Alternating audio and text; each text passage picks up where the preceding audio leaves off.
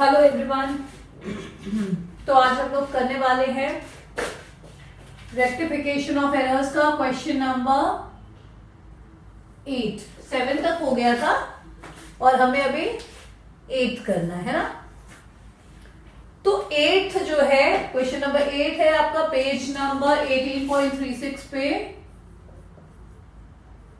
Page number 18.36 पे है, ठीक है, टीएस गुरेवाल की बुक का।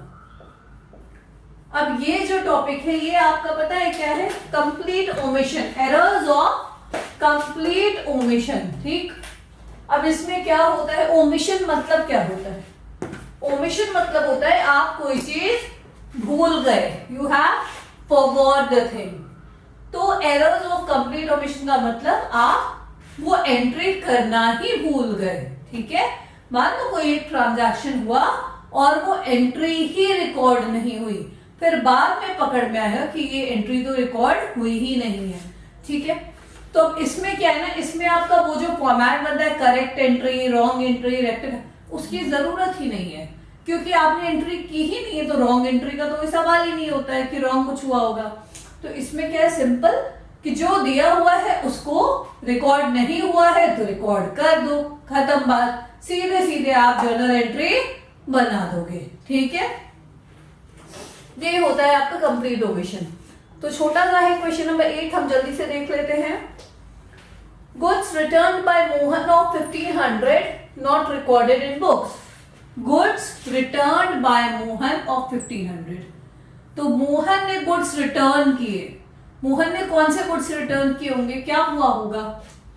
आपको कोई दूसरा आपका माल वापस कर रहा है, यानी आपने उसको बेचा होगा तभी वापस कर रहा है वो। ठीक है, कॉमन सेंस की बात है। तो यानी क्या हुआ? Sales return. क्या हो गया?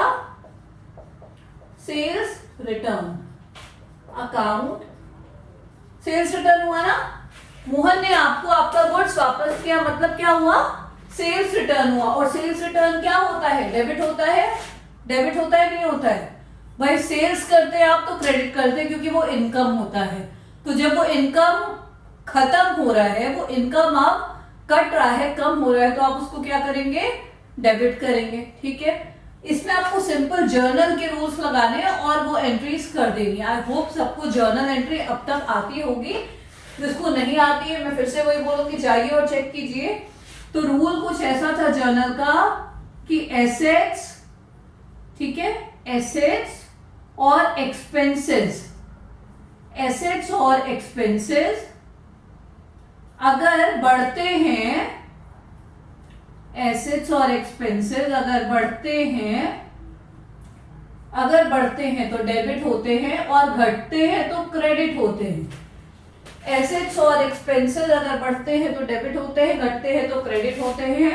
LIC यानी लायबिलिटीज, ठीक है, liabilities, income and capital. Liabilities, income and capital, ये तीनों चीजें अगर बढ़ती हैं तो क्रेडिट होती है और घटती है तो डेबिट होती है। ठीक है, समझ आ रहा है? ये बात आपको समझ में आ गई? तो अब सिंपल आपको ये रूल याद रखना है, एसेट्स और एक्सपेंसेस। ये मैंने पहले लेक्चर्स में पढ़ाया हुआ है, rules of debit and credit में, और अकाउंटिंग इक्वेशन के हर क्वेश्चन में ये सारी चीजें डिस्कस हुई हैं। तो go back to the videos and see that. ठीक है, एसेट्स और एक्सपेंसेस बढ़ेंगे तो डेबिट होंगे, घटेंगे तो क्रेडिट होंगे। आपको यही वाला रूल अप्लाई करके ये क्वेश्चन करना है ओमिशन वाला। इसमें आपको करेक्ट एंट्री, रॉन्ग एंट्री की जरूरत नहीं है। तो मोहन ने माल वापस किया, आपने बेचा था तभी वापस किया होगा, ऑब्वियस है। आपने बेचा था यानी सेल्स किया था, अब वो क्या हो गया? सेल्स रिटर्न हो गया। और सेल्स रिटर्न क्या होता है? डेबिट होता है। क्लियर बात है ये? सेल्स रिटर्न क्या होता है? डेबिट होता है। तो सेल्स रिटर्न को डेबिट कर देंगे टू मोहन। ठीक है, टू मोहन क्रेडिट हो जाएगा कितने का? 1500। आई बात समझ में? ये हो गया आपका पहला एंट्री। बस आपको इसमें क्या करना है, जो नहीं रिकॉर्ड हुआ है उसको रिकॉर्ड कर देना है। Being goods return by Mohan not recorded in books not recorded in books now recorded. जब भी कुछ ऐसा आएगा कि वो रिकॉर्ड नहीं हुआ है तो आपको ये नरेशन लिखना है कि not recorded in books now recorded, अब रिकॉर्ड हो गया। ठीक है, ये हो गया आपका पहला point. Then second, good distributed as free samples for 5000 not recorded. 5000 का गुड्स जो है वो फ्री सैंपल में डिस्ट्रीब्यूट कर दिया। फ्री सैंपल में डिस्ट्रीब्यूट करते हैं हम चीजों को कि भाई हम बांट, तो उसका पर्पस क्या होता है, वो कौन सा अकाउंट बनना चाहिए। जब आप कोई चीज फ्री में दे रहे हो लोगों को, फ्री सैंपल में, तो उसका क्या पर्पस होता है, वो कौन सा अकाउंट बनना चाहिए। आप अपना एडवर्टाइजमेंट करने के लिए ही फ्री में देते हो, है ना। चैरिटी करने के लिए फ्री में देते हो तो वो दैट इज डिफरेंट थिंग। वो आप सैंपल नहीं दोगे, सैंपल नहीं होगा वो। तो आप फ्री सैंपल अगर दे रहे हो तो दैट इज फॉर एडवर्टाइजमेंट। ठीक है, अब एडवर्टाइजमेंट के लिए अगर सामान लिया है तो एडवर्टाइजमेंट खर्चा होगा, तो खर्चा होगा, खर्चा बढ़ा तो क्या हो जाएगा, डेबिट हो जाएगा। ठीक है, तो एडवर्टाइजमेंट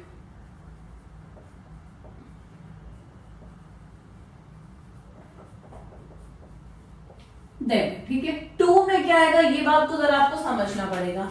जब भी आप कोई अपने दुकान का स्टॉक उठा के, ये मैंने जर्नल में भी डिस्कस किया, मैं फिर से रिफ्रेश करा रही हूं, जब भी अपने दुकान का स्टॉक उठा के आप फ्री में बांट दो, चैरिटी कर दो, ठीक है, या गुड्स ड्राइंग कर लो, आप पर्सनल यूज के लिए निकाल लो। आप अगर अपने दुकान का जो गुड्स है उसको ये यूज करके ये काम कर रहे हो, या वो गुड्स जल जाए, ठीक है, कुछ भी हो रहा है, तो आपका क्रेडिट पता है क्या चीज होगा, क्या होगा, परचेज अकाउंट क्रेडिट होगा। ठीक है, जनरली परचेज अकाउंट डेबिट होता है, हमेशा डेबिट होता है क्योंकि वो खर्चा होता है, लेकिन 5 कंडीशंस ऐसे होते हैं जिसमें आपका परचेज क्रेडिट होता है। वो कब, आपने एडवर्टाइज मतलब फ्री में सैंपल डिस्ट्रीब्यूट कर दिया, आपने चैरिटी कर दी, ठीक है, आपका गुड्स आग में जल के नष्ट हो गया, आपने उन गुड्स को पर्सनल यूज के लिए यूज कर लिया, इन सारे केसेस में आपका क्रेडिट क्या होता है, परचेज अकाउंट। ये बात याद रखनी है सबको। ठीक है, क्यों परचेज अकाउंट क्रेडिट होता है, क्योंकि आपने भी तक परचेज कर लिया था ना, तब आपने डेबिट किया था परचेज को। ठीक है, अब आपने क्या किया, उस परचेज को सेल नहीं किया, आपने जो पर्पस था वो नहीं किया, आपने उसको निकाल के कुछ और यूज कर लिया जिसमें सिर्फ पैसा नहीं आया, कोई इनकम नहीं आई, आपने उसको फ्री में बांट दिया। ठीक है, तो हम उसको क्या करेंगे, परचेज को क्रेडिट कर देंगे। ठीक है, तो ऐसे केसेस में परचेज अकाउंट क्रेडिट होगा, ये याद रखना है हमें। ये कितना है, 5000 ना, बीइंग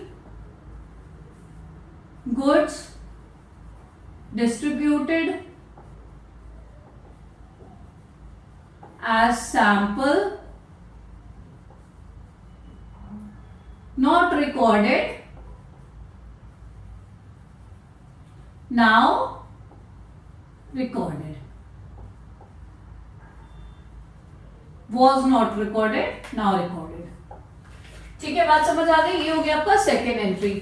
थर्ड पे आते हैं, depreciation of machinery of 10,000 not charge. Machinery थी आपके पास, यूज कर रहे थे, आपने उसका जो डेप्रिसिएशन चार्ज होता है उसकी कोई एंट्री नहीं की। मशीनरी पे हर साल डेप्रिसिएशन लगाते हैं, कुछ अमाउंट उसका कम करते हैं मशीनरी के कॉस्ट का, ठीक है, तब जाके हमारा एसेट एक्चुअल प्राइस में आता है। तो आपने वो जो डेप्रिसिएशन लगा था मशीनरी पे, वो आपने कहीं पर दिखाया ही नहीं कि इतना अमाउंट मशीनरी का डेप्रिसिएट हुआ है, तो नहीं रिकॉर्ड था, अब कर देंगे। तो डेप्रिसिएशन क्या होता है, डेप्रिसिएशन इज एन एक्सपेंस।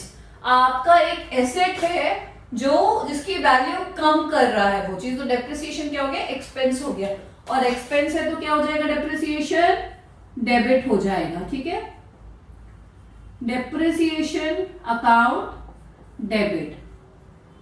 ठीक है, किस पे डेप्रिसिएशन लग रहा है, ये मशीनरी पे, तो मशीनरी क्या होगी आपकी, क्रेडिट। अब मशीनरी क्यों क्रेडिट होगी, क्या लॉजिक है, इस वाले रूल से जरा समझेंगे। मशीनरी क्यों, एसेट बढ़ता है तो डेबिट और घटता है तो क्रेडिट। मशीनरी क्या है, एसेट है, एसेट में डेप्रिसिएशन लग रहा है मतलब उसकी वैल्यू कम हो रही है, तो एसेट घट रहा है और घटेगा तो क्रेडिट होगा। ठीक है, तो मशीनरी क्रेडिट हो जाएगी। Being depreciation not charged, now recorded. Okay, clear हो गई बात सारी? Now coming to fourth point, goods costing 780 selling price, goods costing 780 selling price, ठीक है। इसको क्या किया गया है, गुड्स को 1000 given us charity not recorded. तो 1000 मतलब एक गुड है, कुछ गुड्स है, उसका कॉस्ट प्राइस जो है वो 780 है। कॉस्ट प्राइस क्या है, 780 है, और सेलिंग प्राइस 1000 है। और ये गुड्स उठा के आपने चैरिटी में दे दिया। आपने क्या किया, गुड्स उठा के चैरिटी में दे दिया। तो पहले इसकी जर्नल एंट्री समझ ले, क्या होगा, गुड्स उठा के दिया है चैरिटी में, पैसा नहीं दिए, ठीक है। तो गुड्स दिया है चैरिटी में, तो पहली बात तो चैरिटी भी एक तरह का आपके लिए तो खर्चा ही है ना।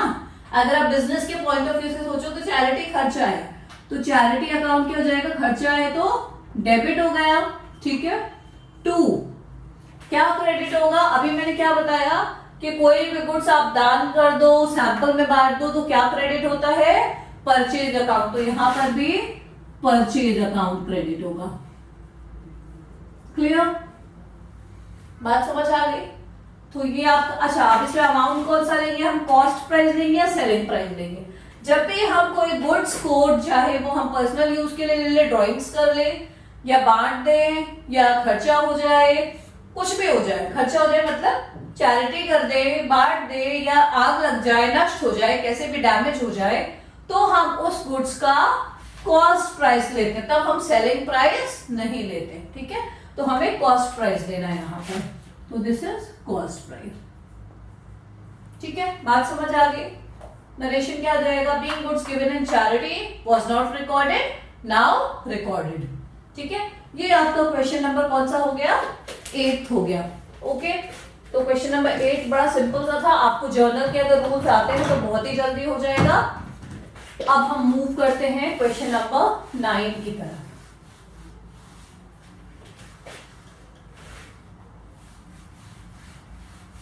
क्वेश्चन नंबर 9 में भी आपको ज्यादा कुछ करना नहीं है, लेकिन थोड़ा सा समझना है बस, उसको भी हम समझ लेंगे।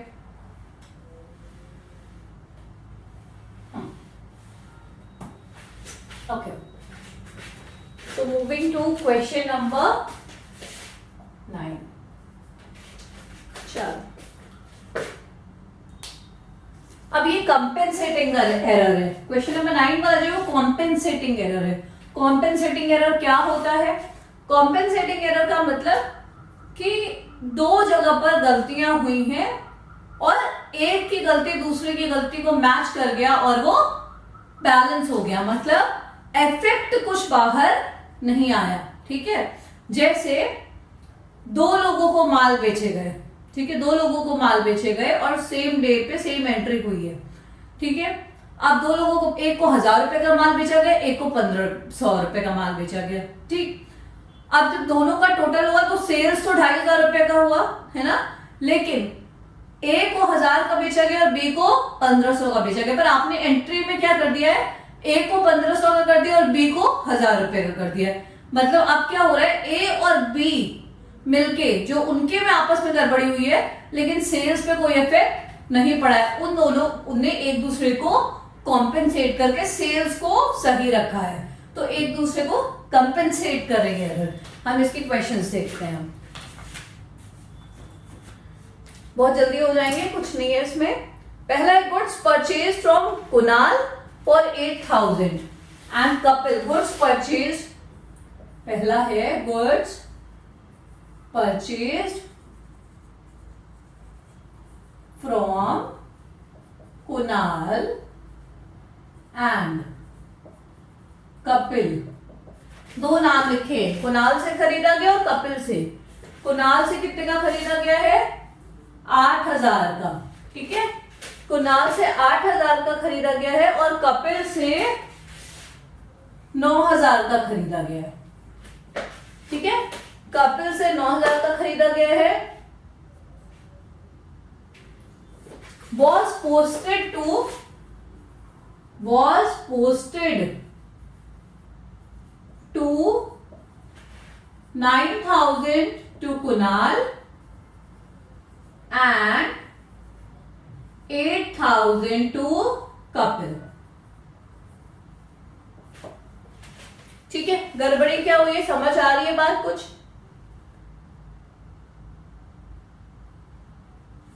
और ये भी लिखा है कि एंड, पहले लिखा है recorded correctly in purchase book, recorded correctly in purchase book. ठीक, चल इस बात को जरा समझो. गुड्स किससे खरीदा गया? कुणाल से 8,000 रुपए का, कपिल से 9,000 रुपए का. पोस्ट क्या हो गया कि कुणाल से 9,000 का खरीदा गया. समझ में आ रहा है? कुणाल से 9,000 का खरीदा गया ऐसा पोस्ट हो गया, और कपिल से 8,000 का खरीदा गया है ऐसा पोस्ट हो गया. मतलब ये दोनों के अमाउंट इंटरचेंज हो गए, है ना. जितने का कुणाल से खरीदा गया हमने कपिल का मान लिया, और कपिल वाला कुणाल में चला गया. अमाउंट इंटरचेंज हो गए आपस में. ठीक है. And recorded correctly in purchase book, लेकिन परचेज बुक पे अमाउंट सही गया. परचेज बुक में क्या हुआ है? अमाउंट बिल्कुल सही गया है. ठीक है. अब इसकी इस वाले में हम जरा सा कोशिश करते हैं समझने की. इसकी करेक्ट एंट्री क्या बनेगी? क्या बनाती हूं मैं? इसकी करेक्ट एंट्री क्या बनेगी बताओ. गुड्स परचेज हुआ है तो पहले बात तो परचेज अकाउंट क्या हो जाएगा? परचेज अकाउंट डेबिट होएगा. ठीक है, परचेज अकाउंट डेबिट होएगा. ठीक है, परचेज खर्चा होता है, डेबिट हुआ है. गुड्स परचेज किया है, किससे किया है? कुणाल से टू कुणाल, टू, और दूसरा किससे किया है? कपिल. दोनों का नाम लिखेंगे, यही होता है ना एंट्री में. Purchase account debit to Kunal और टू कपिल. क्लियर है ये बात? यहां तक सब कुछ क्लियर है. ठीक है. अब कुणाल से कितने, ये मैं करेक्ट एंट्री कर रही हूं, इस बात का ध्यान रखना. करेक्ट. कुणाल से कितने का माल खरीदा गया? 8,000 का, और कपिल से 9,000 का. ओके. तो परचेज टोटल कितने का हुआ है? 9 प्लस 8, 17,000 का. ये बात समझ में आ गई? तो यानी करेक्ट एंट्री आपकी क्या बननी चाहिए? मैं क्वेश्चन बता रही हूँ, तो क्वेश्चन बुक में देखिए अब. ठीक है. तो परचेज अकाउंट की ये करेक्ट एंट्री क्या होनी चाहिए? Purchase account debit to Kunal 8,000 to Kapil 9,000. Clear? गलती कहां पर हुई है? ध्यान से देखेंगे. गलती कहां पर हुई है? रॉन्ग एंट्री क्या हो गई है इस क्वेश्चन में? बाकी के दो में एक्चुअली करेक्ट और रॉन्ग एंट्री की जरूरत नहीं है, तो मैंने फॉर्मेट नहीं बनाया उसका. रॉन्ग एंट्री क्या हो गई है? रॉन्ग एंट्री हो गई है परचेज अकाउंट तो डेबिट हुआ है, बिल्कुल करेक्टली डेबिट हुआ है.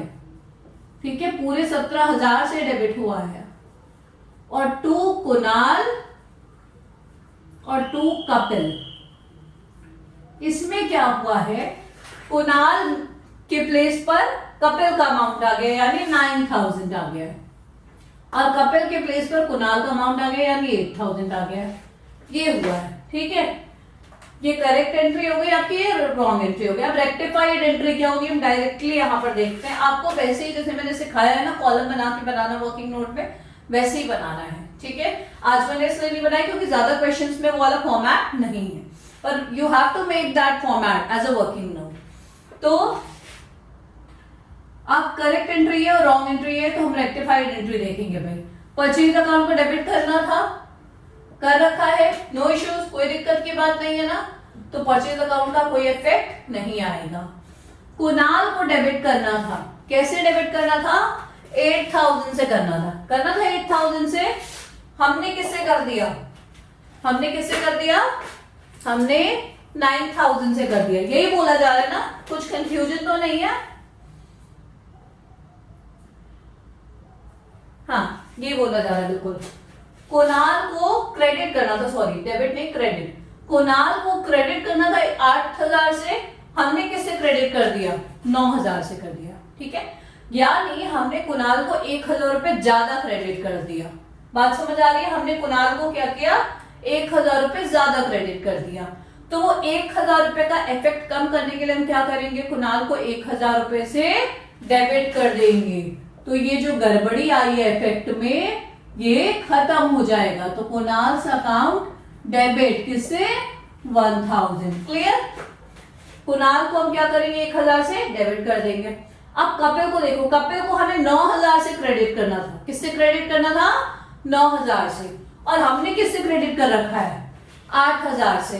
यानी कपिल को हमने 1000 रुपए कम क्रेडिट कर रखा है, 1000 रुपए कम क्रेडिट कर रखा है। तो हम कपिल को, हमें पूरा 9000 क्रेडिट करना चाहिए। तो हम कपिल को ये इस पे लाने के लिए क्या करेंगे, 1000 रुपए और क्रेडिट कर देंगे। तो to Kapil's account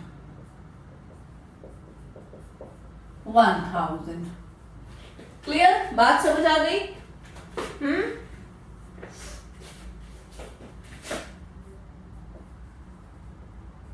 Being goods purchased from Kunal and Kapil, amount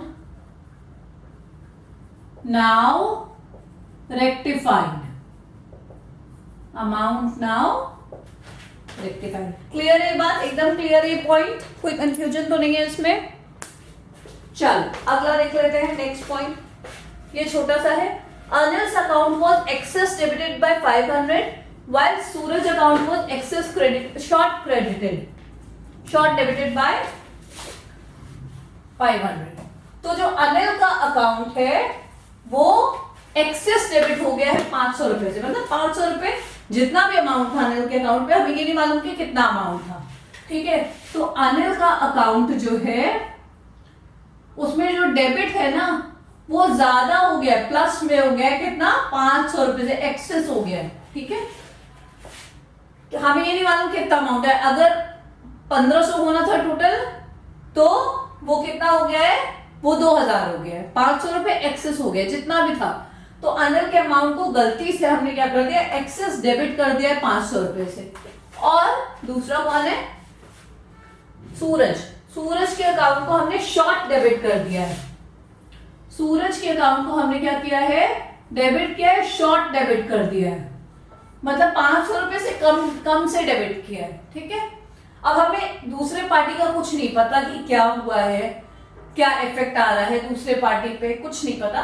इतनी इंफॉर्मेशन दी है, तो हमें जितनी इंफॉर्मेशन दी हम उसी से काम करेंगे।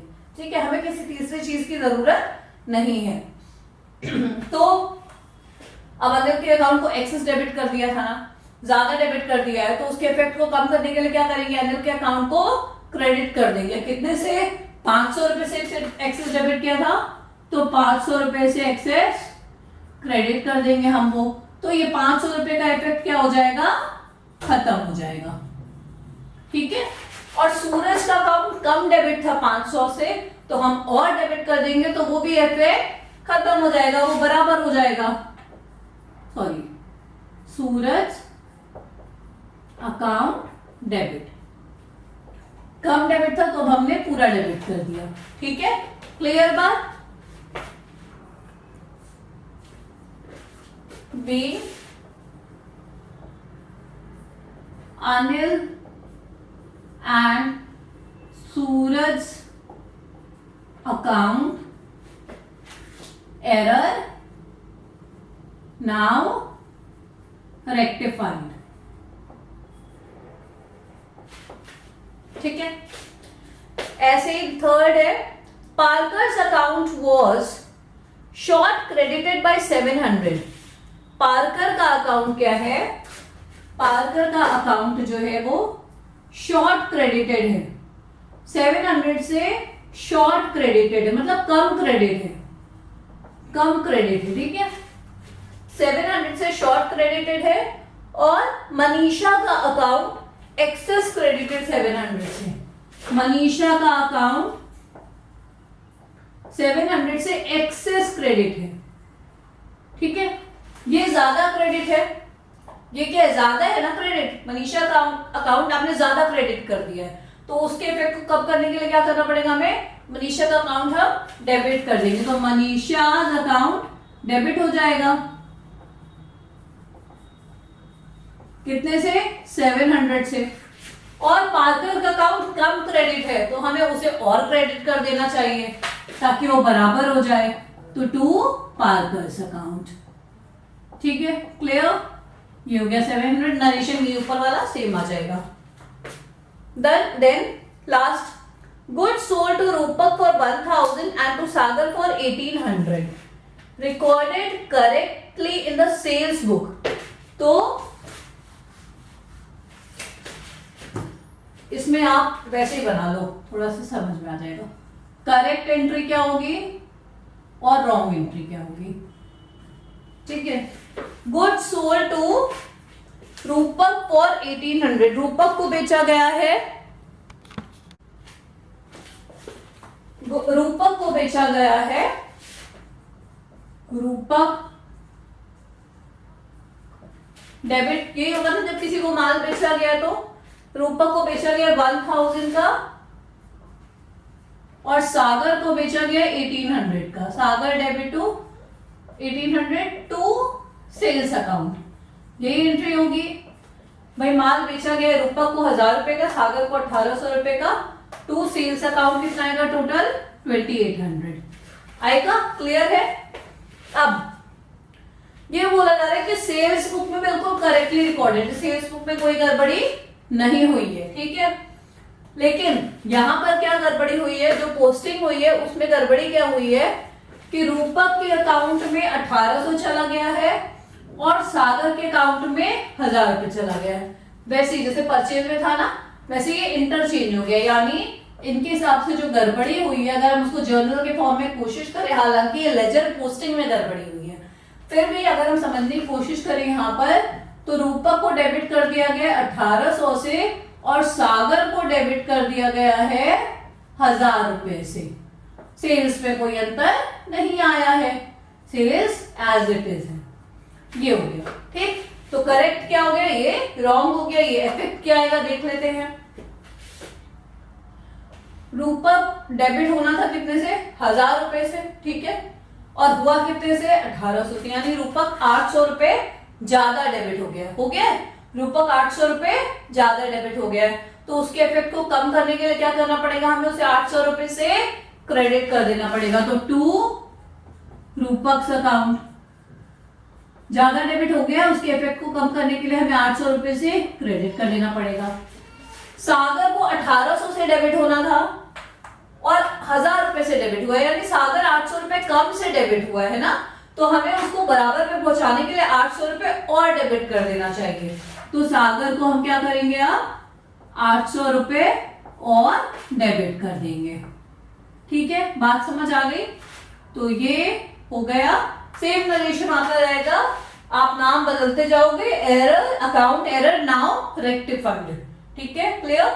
ये था आपका कौन सा क्वेश्चन, क्वेश्चन नंबर 9। अब इसके बाद आएंगे मिससेलेनियस क्वेश्चन। ठीक है, थैंक यू।